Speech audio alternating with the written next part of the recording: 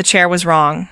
David Hargrove stood frozen in his cubicle, staring at his office chair like it was a coiled snake, 3 inches too low, the pneumatic lever fully depressed. Someone had been sitting here. Someone had adjusted it while he was gone. It was October 12th, 2006. David had worked at Meridian Financial Services for 7 years. Every single morning, he adjusted his chair to the exact same height, forearms parallel to keyboard, eyes level with monitor. The ritual was sacred. No one touched his workspace. No one. But someone had. During his 15-minute lunch break, between 1 and 1:15 p.m., someone entered his cubicle, sat in his chair, and lowered it to an impossibly small height. Almost childlike. The building had security cameras, badge access doors, a culture where colleagues barely made eye contact, let alone touched each other's things. Yet someone had violated his space, and they'd done it carefully, deliberately, like they knew exactly when he'd be gone. David tried to brush it off, maybe cleaning crew, maybe an accident. But then it happened again, and again. Items moved, monitor tilted, his lunch schedule documented in a hidden notebook with 7 other names. Within 3 weeks, David would realize he wasn't the only target. Within 6 months, he'd discover who was behind it. And by then, it would be too late to undo what had been set in motion. This is the story of how an adjusted office chair exposed a truth no one at Meridian Financial wanted to acknowledge, and how the most ordinary workplaces can hide the most disturbing secrets. If you want to see how deep this goes, hit that like button and subscribe. You'll need to stay until the end.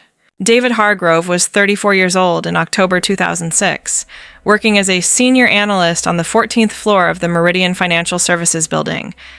The company occupied 3 floors of a glass and steel tower in Chicago's Loop District, employing roughly 200 people in various financial roles.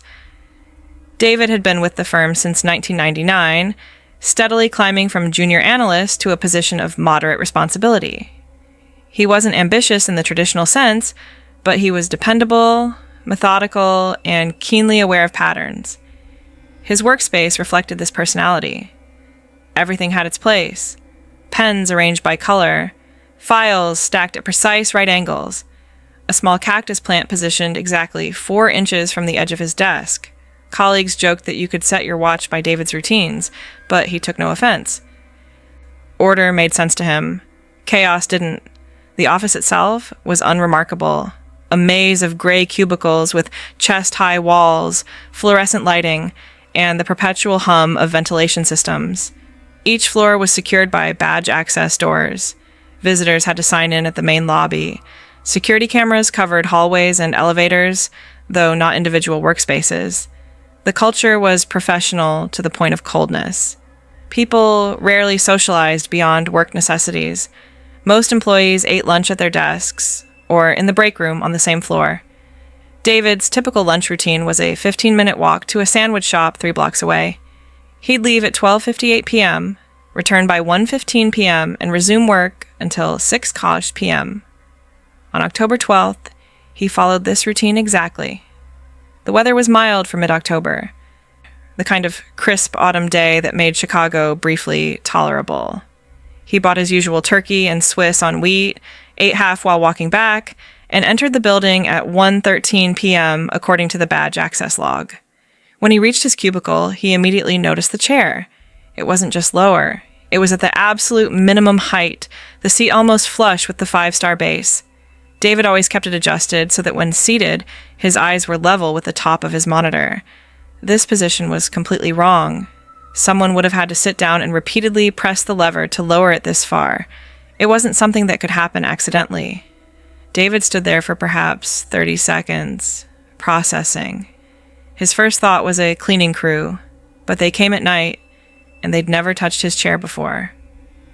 His second thought was a prank by a colleague, but that seemed wildly out of character for the office culture. No one here engaged in pranks. The atmosphere was too formal, too buttoned up. He looked around the cubicle. Nothing else seemed disturbed. His computer monitor was angled exactly as he'd left it. His pens were undisturbed. The cactus hadn't moved. Only the chair had been altered.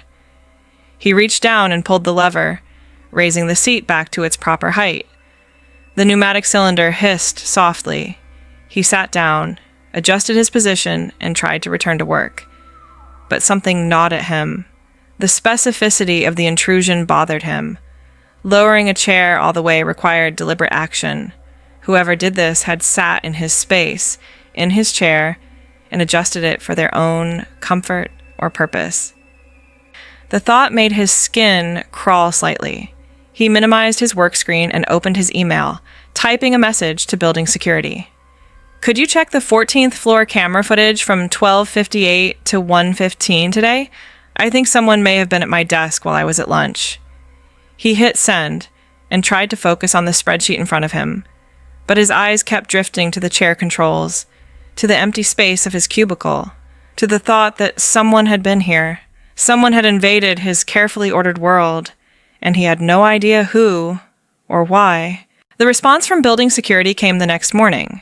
David found the email at 8:52 a.m., 5 minutes after arriving at his desk. The message was brief and unhelpful. Reviewed footage from 14th floor hallway cameras, 12:50 out of 1:20 p.m. on 10/12. No unauthorized individuals observed. Badge access logs show only authorized personnel on floor during that time frame. No further action required.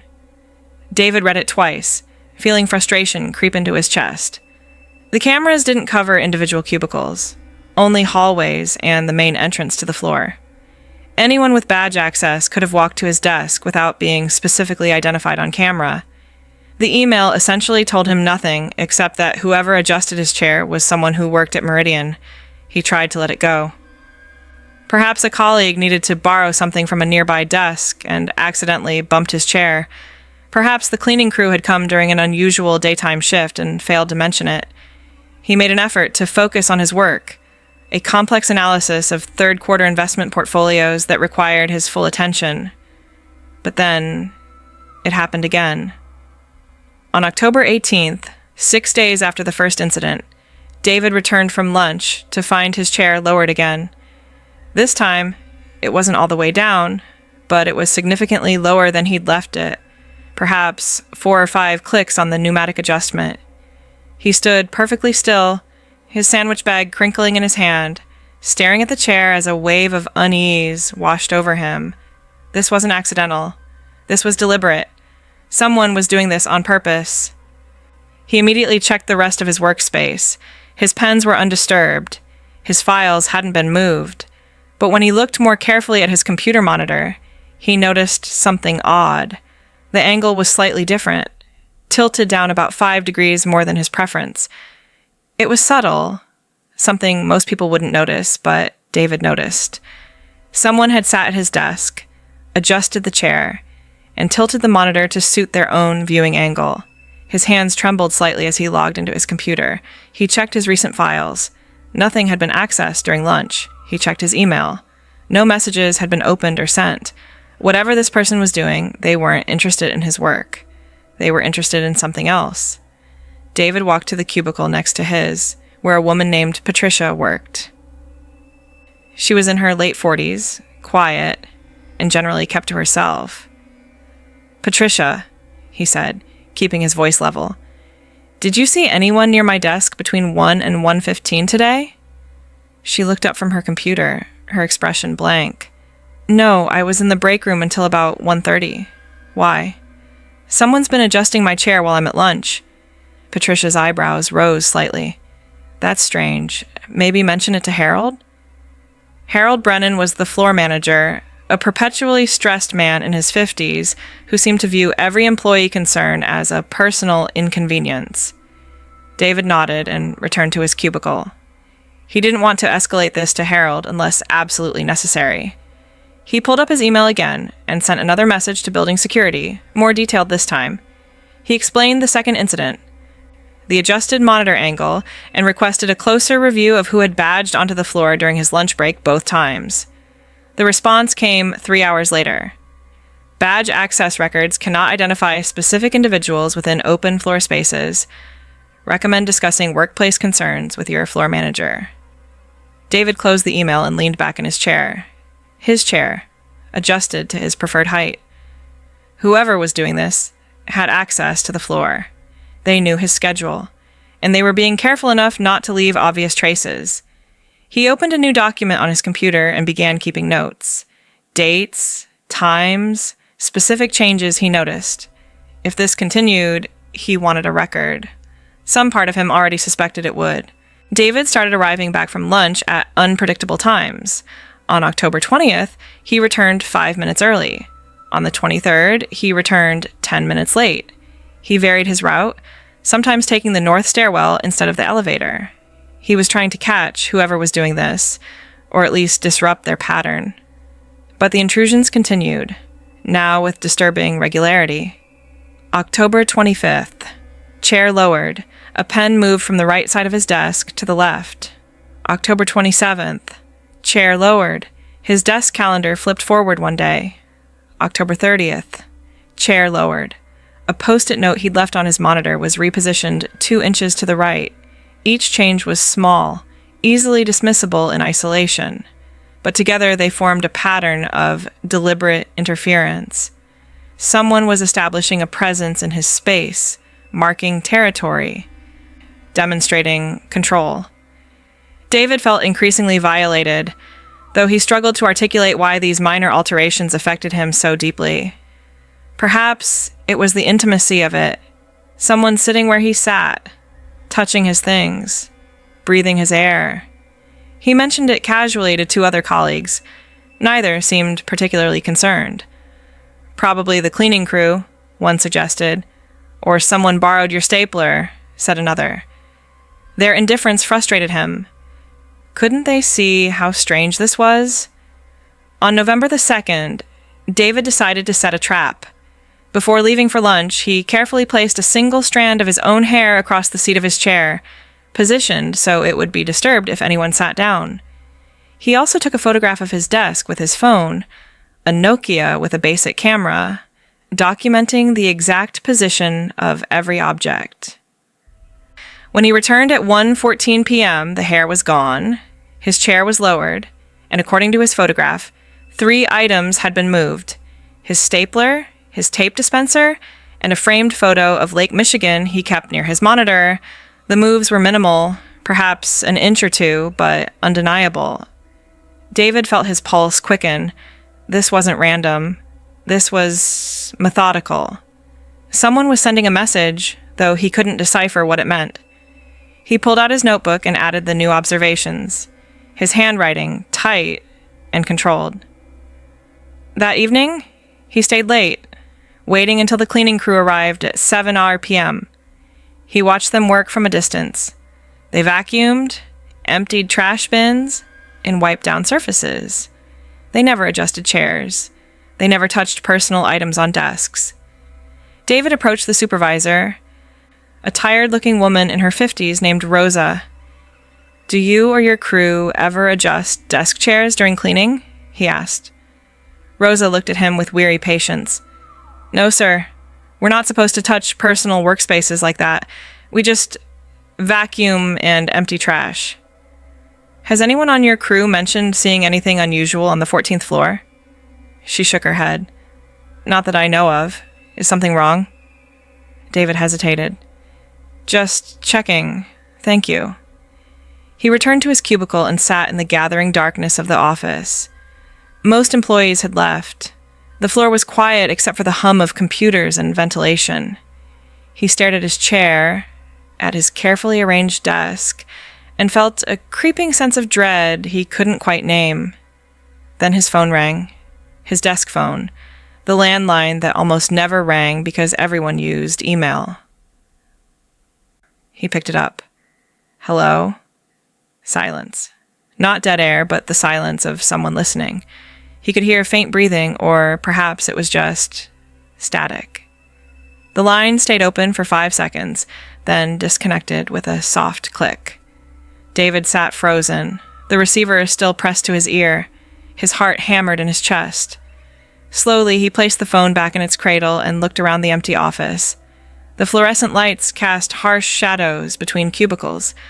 Somewhere in the building, a door closed, and David realized, with sudden clarity, that this wasn't going to stop. David began arriving at 7:30 a.m. instead of 8:47 a.m., hoping to observe the office when it was nearly empty. He noticed things he'd never paid attention to before, the way certain people lingered near the break room, the pattern of footsteps in the hallways, the specific times when the 14th floor was least populated. On November 7th, he made a discovery that shifted everything. While searching for a file in the shared document room, a small space filled with filing cabinets near the center of the floor, he found something odd wedged behind one of the cabinets. A small notebook, spiral-bound, with a worn blue cover. David glanced toward the door, then pulled it out and opened it. Inside were lists, names, desk numbers, and times. His name appeared multiple times. David Hargrove, desk 14C07, lunch 1Y115. But he wasn't alone. There were 8 other names, all with similar notations. Desk locations, lunch schedules, brief notes like always 15 min or varies, monitor pattern. David's hands shook as he flipped through the pages. Some entries dated back to August 2006. Others were recent. Someone had been systematically documenting employee schedules and desk locations for months, but there was no indication of who had created the notebook or why. He photographed several pages with his phone, then carefully replaced the notebook exactly where he'd found it. His mind raced. Should he take it to Harold? To building security? To the police? But what crime had been committed? Someone had written down lunch schedules and adjusted office chairs. It was disturbing, but not obviously illegal. Instead, David did something he'd never done before. He started watching people. During lunch breaks, he didn't leave the building. He positioned himself in the 14th floor break room with a magazine, pretending to eat, but actually observing who remained on the floor, who moved through the hallways, who might have the opportunity and motive to visit his desk. For 3 days, nothing unusual happened. His chair remained undisturbed. No items were moved. It was as if his observer knew he was watching back and had paused their activities. David felt both relieved and unsettled by the temporary cessation. Then, on November 13th, Patricia from the neighboring cubicle approached him near the elevator. Her face was pale, her usual composure shaken. "David, can I talk to you?" She glanced around nervously. "Privately?" They stepped into an empty conference room. Patricia closed the door and lowered her voice. "Someone's been at my desk while I'm at lunch, moving things, adjusting my chair. I thought I was imagining it at first, but it's been happening for weeks now. And today," she paused, her voice wavering, "today I found this." She handed him a small piece of paper, folded once. David opened it. Inside, in neat block letters, was written, "I know your schedule." David felt ice spread through his veins. He looked at Patricia. "How long has this been happening to you?" "Since September, maybe longer. I thought I was being paranoid. Then I heard you asking me about your chair that day, and I realized..." She trailed off, her eyes filling with tears. "What's happening?" David showed her the photographs from the notebook on his phone. Her face went white. "That's my name, my desk number." "My lunchtime." She looked up at him. "Who's doing this?" "I don't know," David said, "but we need to find out. Are there others?" Patricia nodded slowly. "I think so. I've heard Rachel from accounting mention strange things, and someone in IT. We should talk to them." They agreed to meet after work in a coffee shop 2 blocks away. As David returned to his desk, he felt the weight of something larger taking shape. Not just a personal violation, but a coordinated pattern targeting multiple people. Someone was watching them all, carefully and methodically. The question was why? The meeting at the coffee shop revealed the full scope. 6 employees total, all from the 14th floor, all experiencing the same pattern of intrusions. Adjusted chairs, moved items, documented schedules. One person, a man named Robert from IT, had also received the note, "I know your schedule." Another, a woman named Alicia from accounting, found her lunch bag moved from the break room refrigerator to her desk, still cold, carefully placed next to her keyboard while she was gone. They compared notes, timelines, and details. Every incident occurred during lunch hours between 12:30 and 1:30 p.m. Every target worked in the same general area of the 14th floor, and every person had a predictable routine, same lunchtime, same duration, same patterns. "We need to go to management," Alicia said firmly. "This is harassment. Maybe stalking." But Robert shook his head. "With what evidence? Someone adjusted our chairs and wrote a vague note. Building security already dismissed David twice. We need to catch them in the act." They formed a plan. The next day, November 15th, David would publicly announce he was going to lunch at his usual time. But instead of leaving the building, he would hide in the 14th floor storage room, a rarely used space with a small window that faced the cubicle area. The others would position themselves strategically to observe the floor. If the pattern held, someone would approach David's desk, and they would finally see who was behind this. November 15th arrived cold and gray, with freezing rain pelting Chicago streets. David made a show of leaving his desk at 12:58 p.m., loudly mentioning to Patricia that he was going to grab lunch. Instead, he doubled back through the stairwell and positioned himself in the storage room. Through the small window, he had a partial view of his cubicle, about 40 feet away. At first, nothing happened. Employees moved through the hallways normally. The minutes ticked by slowly. 1:02, 1:05, 1:08. David's heart pounded so loudly he could hear it in his ears. Then, at 1:11 p.m., someone appeared. A man David recognized but couldn't immediately place. Mid-50s, average height, wearing a Meridian ID badge. He walked purposefully to David's cubicle, glanced around briefly, then sat down in David's chair. Through the window, David watched him lower the chair, adjust something on the desk, then stand up and walk calmly toward the elevators. David's mind raced. Who was that? He'd seen the face before, certainly, but couldn't attach a name. He waited until the man entered an elevator, then rushed from the storage room and found Robert near the break room. "Did you see him?" David asked breathlessly. Robert nodded, his face grim. "That was William Evers. He's a facilities manager. Works mostly on the 16th floor, but he has access to the whole building." David pulled out his phone and scrolled to the photographs of the notebook. He found the page with his name and looked at the handwriting more carefully. The block letters, the careful notation, it was the same style as the note Patricia received. "We need to go to HR," David said. "Right now." They gathered the other 5 employees and went directly to Human Resources on the 12th floor. The HR director, a woman named Susan Chen, listened to their account with growing concern. She examined the photographs, the note, the timeline of incidents. Her expression shifted from skepticism to alarm. "Stay here," she said. "I'm calling security and Mr. Brennan."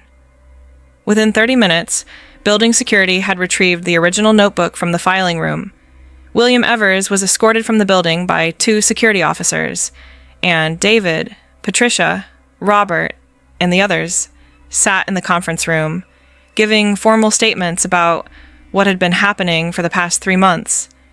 But the question that haunted David, the one no one could yet answer, was why.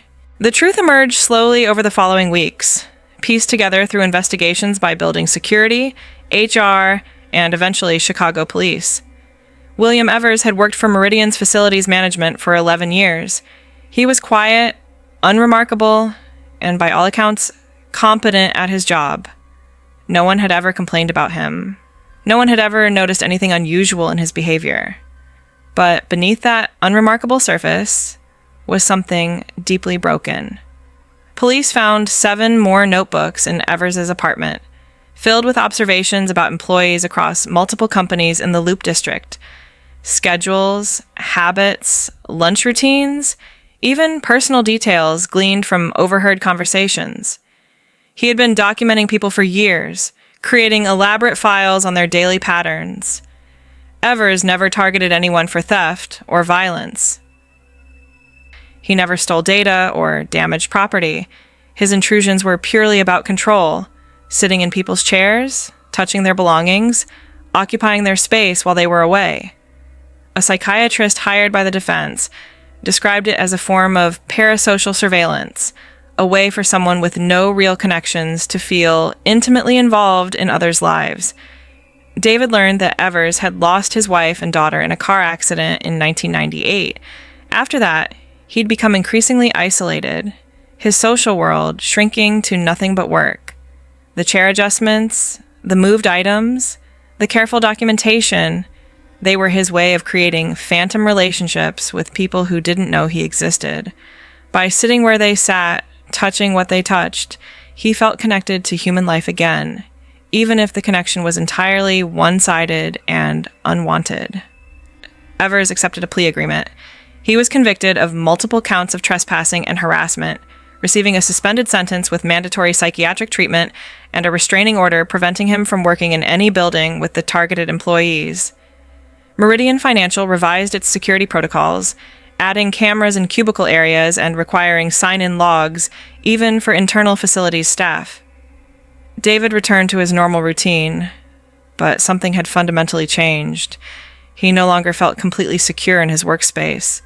The violation, though ultimately explained, left a lasting unease. He found himself checking his chair multiple times a day, examining his desk for subtle changes, glancing over his shoulder in empty hallways.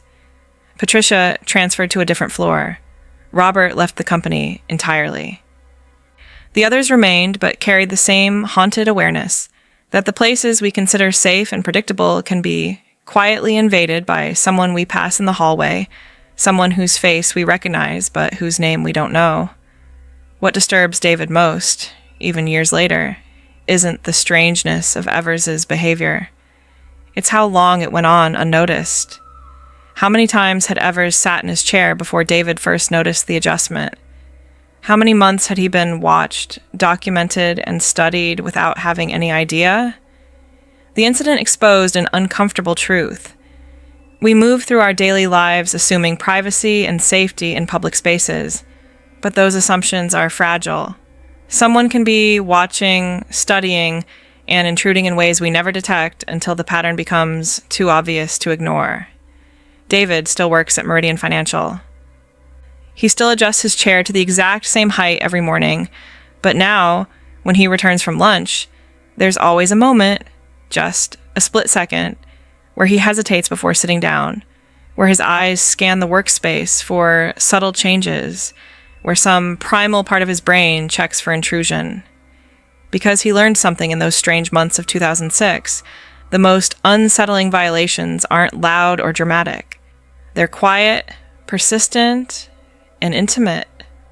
They happen in broad daylight, in ordinary offices, by ordinary people who've learned to move through our lives like ghosts. And sometimes, the scariest thing isn't that someone is watching. It's that you have no idea how long they've been there,